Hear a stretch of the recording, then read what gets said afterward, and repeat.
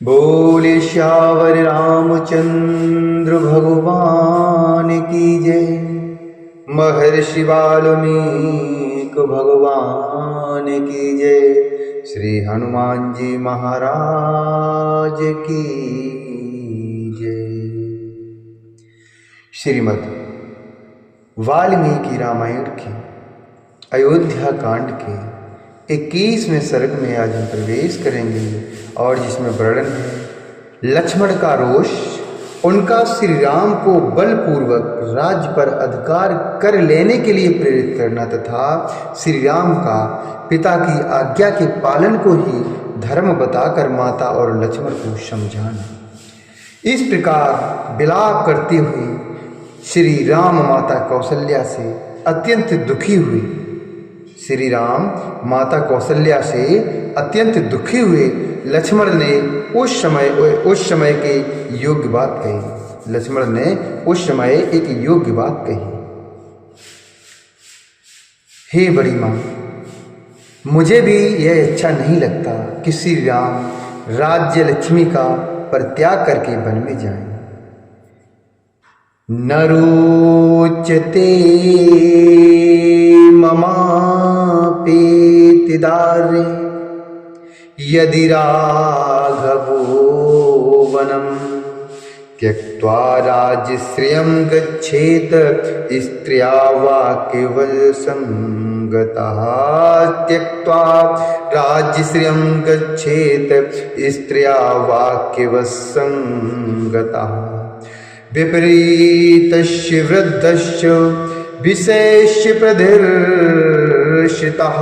नृपः किमेव न ब्रूयाच्चोद्धमानः सम्नतः।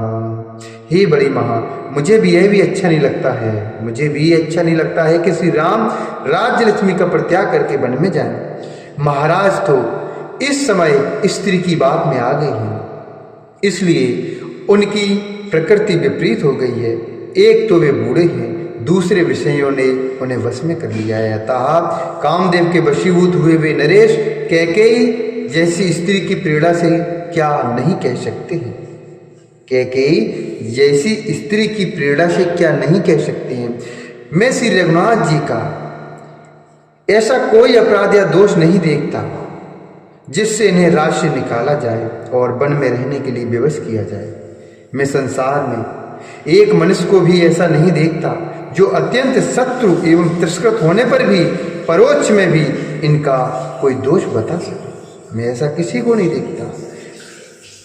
धर्म पर दृष्टि रखने वाला कौन ऐसा राजा होगा जो देवता के समान शुद्ध सरल जितेंद्रिय और शत्रुओं पर भी स्नेह रखने वाले श्री राम जैसे पुत्र का अकारण ही परित्याग करेगा।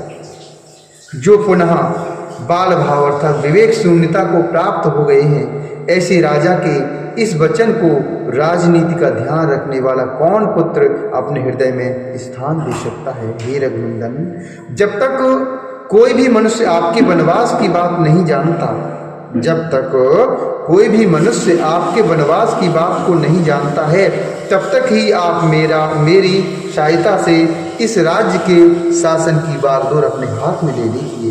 हे रघुवीर, जब मैं धनुष के लिए आपके पास रहकर आपकी रक्षा करता रहूं, जब मैं धनुष के लिए आपके पास रहकर आपकी रक्षा करता रहूं और आप काल के समान युद्ध के लिए डट जाएं, उस समय आपसे अधिक पौरुष प्रकट करने में कौन समर्थ हो सकता है। हे नरश्रेष्ठ, यदि नगर के लोग विरोध में खड़े होंगे तो मैं अपने तीखे बाणों से सारी अयोध्या को मनुष्यों से शून्य कर दूंगा। जो भरत का पक्ष लेगा अथवा केवल जो उन्हीं का हित चाहेगा, उन सब का मैं वध कर डालूंगा, क्योंकि जो कोमल या नम्र होता है उसका सभी तिरस्कार करते हैं। यदि कैकेयी के प्रोत्साहन देने पर उसके ऊपर संतुष्ट होकर पिताजी हमारे शत्रु बन रहे हैं, तो हमें भी मोह ममता छोड़कर इन्हें कैद कर लेना या मार डालना चाहिए।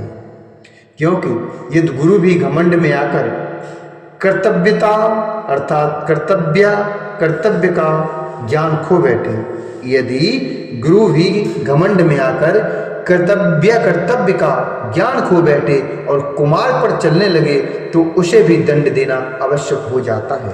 हे पुरुषोत्तम, राजा किस बल का सहारा लेकर अथवा किस कारण को सामने रखकर आपको न्यायता प्राप्त हुआ या राज्य अब कैकेयी को देना चाहते हैं?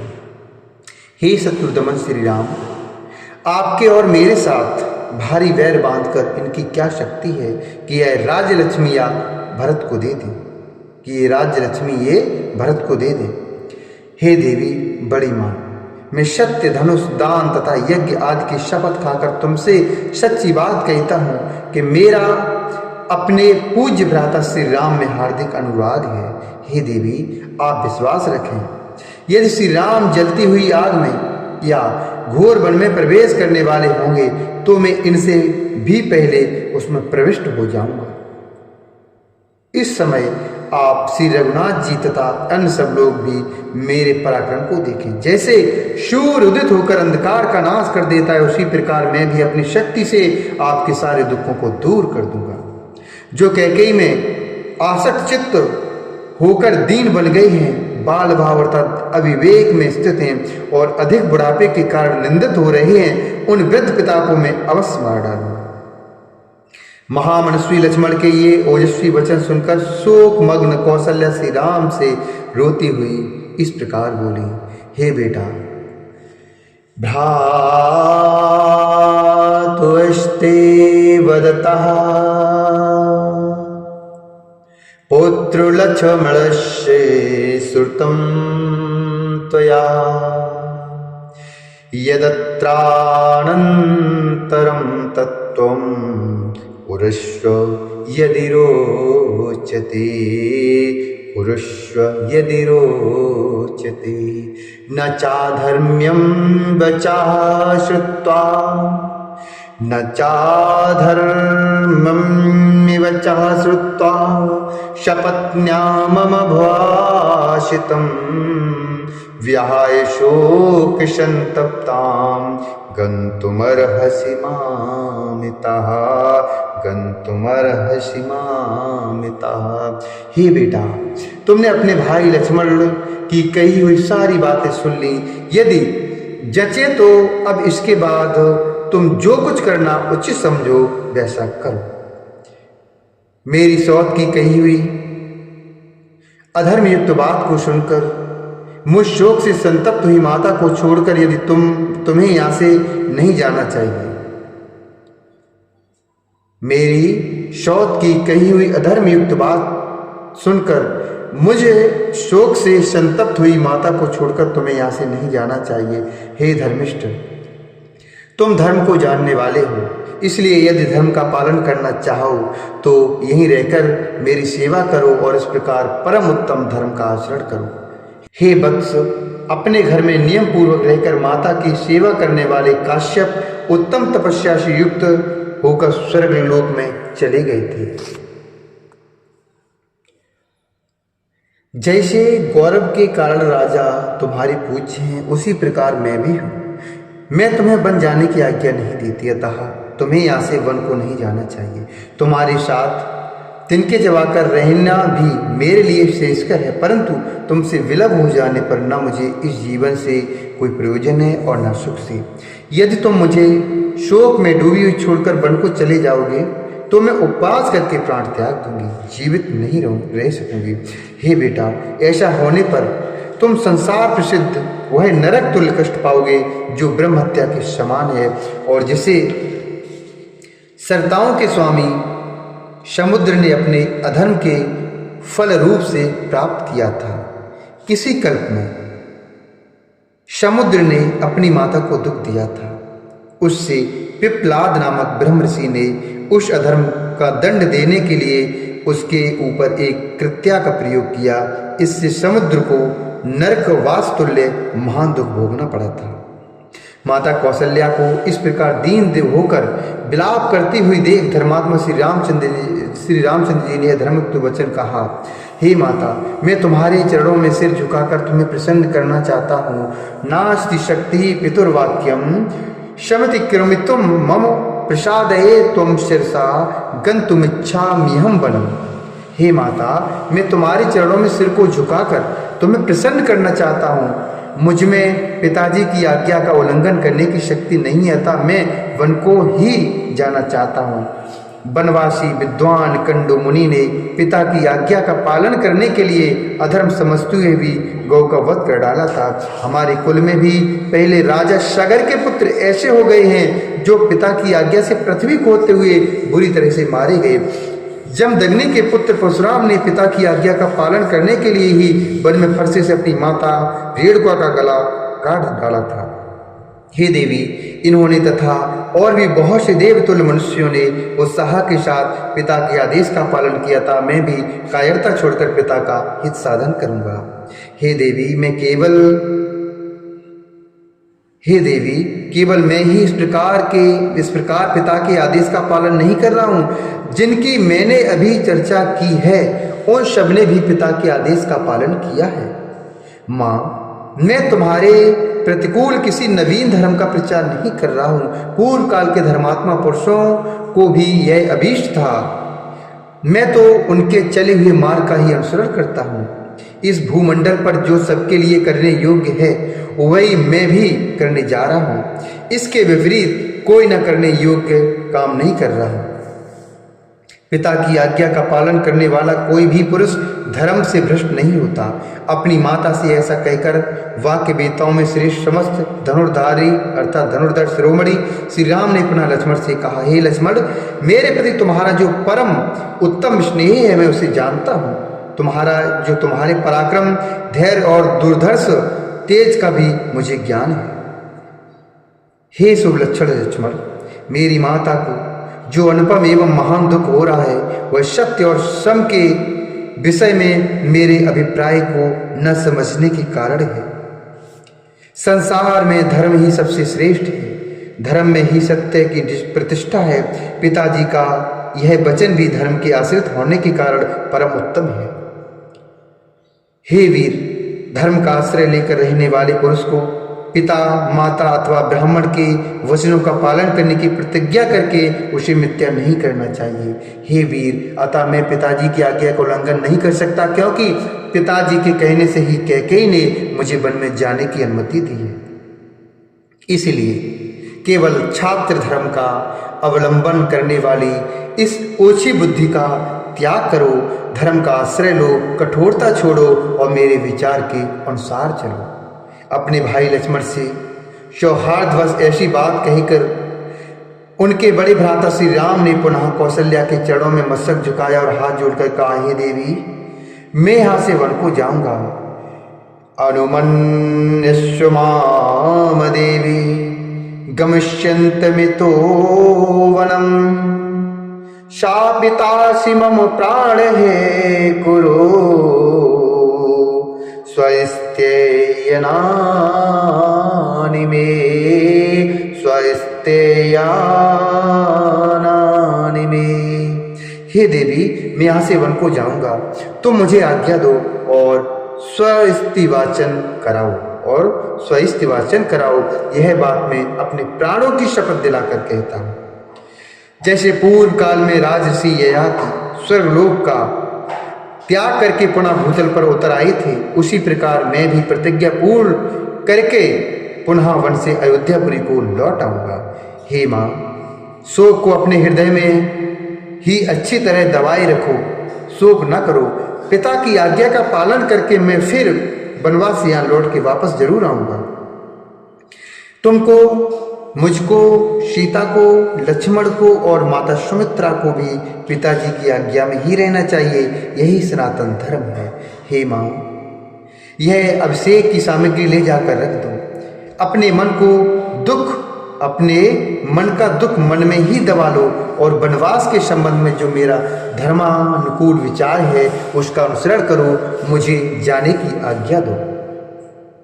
श्री रामचंद्र जी की धर्मानुकूल तथा व्यग्रता और आकुलता से रहित बात सुनकर जैसे मरे हुए मनुष्य में प्राण आ जाए, उसी प्रकार देवी कौशल्या मूर्छा त्याग कर होश में आ गई तथा अपने पुत्र श्री राम की ओर देखकर इस प्रकार कहने लगी, हे बेटा, यथैवति पुत्रो पिता तथाहं गुरः स्वधर्मेण स्वहृत्या च न त्वानुजानामि न मां व्याय सुदुःखितामर्हसि पुत्रिकं तुम।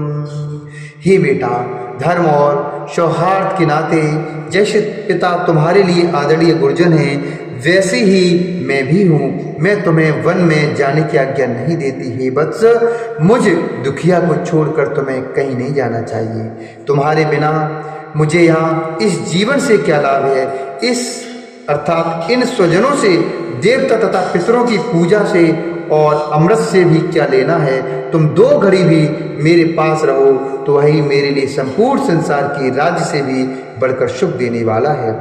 जैसे कोई विशाल गजराज किसी अंधकूप में पड़ जाए और लोग उसे जलते लुआठों से मार मार कर पीड़ित करने लगे, उस दशा में वह क्रोध से जल उठे, उसी प्रकार श्री राम भी माता का बारंबार करुणा विलाप सुनकर से स्वधर्म पालन में बाधा मानकर आवेश में भर गए। वन में जाने का ही दृढ़ निश्चय कर लिया। भगवान राम ने वन में जाने का ही दृढ़ निश्चय कर लिया। उन्होंने धर्म में ही दृढ़ता पूर्वक स्थित रहकर अचेत सी हो रही माता से और आर्त एवं संतप्त हुए सुमित्रा कुमार लक्ष्मण से भी ऐसी धर्मानुकूल बात कही जैसी उस अवसर पर वे ही कह सकते थे।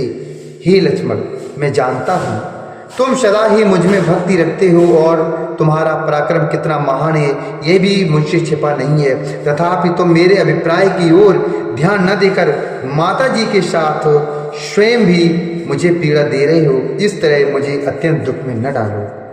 इस जीव जगत में पूर्वकृति धर्म के फल की प्राप्ति के अवसरों पर जो धर्म, अर्थ और काम तीनों देखे गए हैं, वे सब के सब जहाँ धर्म है वहाँ अवश्य प्राप्त होते हैं, इसमें संशय नहीं है। ठीक उसी तरह जैसे भार्या धर्म, अर्थ और काम तीनों की साधन होती है, जैसे भार्या धर्म, अर्थ और काम तीनों की साधन होती है, वह पति के वशीभूत या अनुकूल रहकर अतिथि सत्कार आदि धर्म के पालन में सहायक होती है।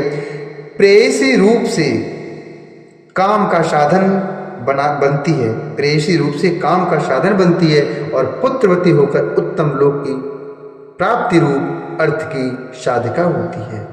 जिस कर्म में धर्म आदि सब पुरुषार्थों का समावेश न हो उसको नहीं करना चाहिए। जिससे धर्म की सिद्धि होती हो उसी का आरंभ करना चाहिए। जो केवल अर्थपरायण होता है वह लोक में सबके द्वेष का पात्र बन जाता है तथा धर्म विरुद्ध काम में अत्यंत आसक्त होना प्रशंसा नहीं, निंदा की बात है।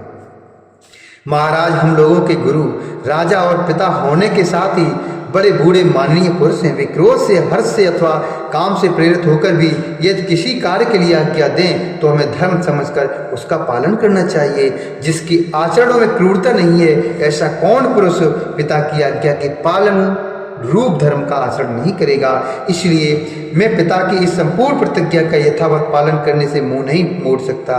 हे तात लक्ष्मण, वे हम दोनों को आज्ञा देने में समर्थ गुरु हैं और माता जी के तो वे ही पति, गति तथा धर्म हैं। वे धर्म के प्रवर्तक महाराज अभी जीवित हैं और विशेषतः अपने धर्ममय मार्ग पर स्थित हैं। ऐसी दशा में माता जी जैसी दूसरी कोई विधवा स्त्री बेटे के साथ रहती है उस प्रकार मेरे साथ यहाँ से वन में कैसे चल सकती हैं। अतः हे देवी, तुम मुझे वन में जाने की आज्ञा दो और हमारे मंगल के लिए स्वस्ति वाचन कराओ, जिससे वनवास की अवधि समाप्त होने पर मैं फिर तुम्हारी सेवा में आ जाऊं। जैसे राजा ययाति सत्य के प्रभाव से फिर स्वर्ग में लौट आए थे, सत्य के प्रभाव से राजा ययाति फिर स्वर्ग में लौट आए थे। केवल धर्महीन राज्य के लिए मैं महान फलदायक धर्म पालन रूप श्वेत को पीछे नहीं ढकेल सकता। हे माँ, जीवन अधिक काल तक रहने वाला नहीं है, इसके लिए मैं आज अधर्म पूर्वक इस तुच्छ पृथ्वी का राज्य लेना नहीं चाहता। इस प्रकार नरश्रेष्ठ श्री रामचंद्र जी ने धैर्य पूर्वक दंड कारण में जाने की इच्छा से माता को प्रसन्न करने का प्रयत्न किया तथा अपने छोटे भाई लक्ष्मण को भी अपने विचार के अनुसार भली भांति धर्म का रहस्य समझाकर मन ही मन माता की परिक्रमा करने का संकल्प किया। इत्यादि से श्रीमद् रामायण वाल्मीकि आदि काव्य अयोध्या कांड 1 सर्ग। इस प्रकार श्री वाल्मीकि निर्मित आर्ष रामायण काव्य के अयोध्या कांड में 21वां सर्ग पूरा हुआ। बोल श्यावर रामचंद्र भगवान की जय, महर्षि वाल्मीकि भगवान की जय, श्री हनुमान जी महाराज की जय।